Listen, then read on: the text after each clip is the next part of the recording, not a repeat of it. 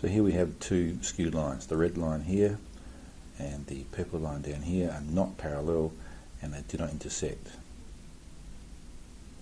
So how do we find the shortest distance between these two skewed lines? Well, what we have here, that vertical line actually represents the shortest distance. Now that vertical line is actually perpendicular to both of my lines. So I'm going to put a point on my red line here, a point on my purple line down here, and draw a line segment between the two. And if I were to cast a shadow from that line onto the perpendicular line, this line here, I'd end up with the shadow covering the distance between my skew lines.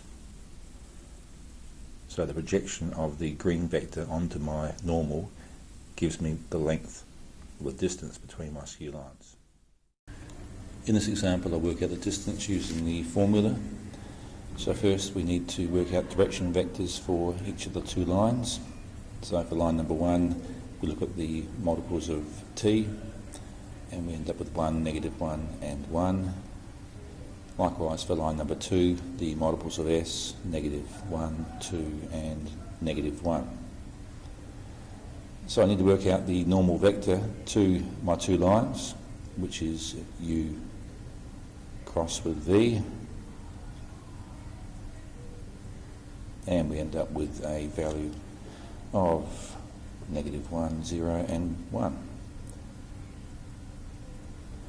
So we need 2 points, a point on each line. So point A, I can work out a point by letting t equal 0, is the easiest way to find a point.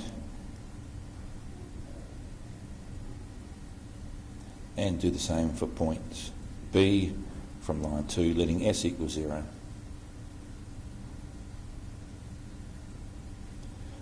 Alright, so I need the vector from A to B. So 3 take 0, -1 take 1, etc. And there's my formula. So I need to work out the dot product of AB with U cross V, which is also known as the triple scalar product, or scalar triple product, which is the 3x3 determinant. So I end up with a value of 1 on root 2, and we should rationalise the denominator. So we multiply by root 2 on root 2, and we end up with a value of root 2 on 2.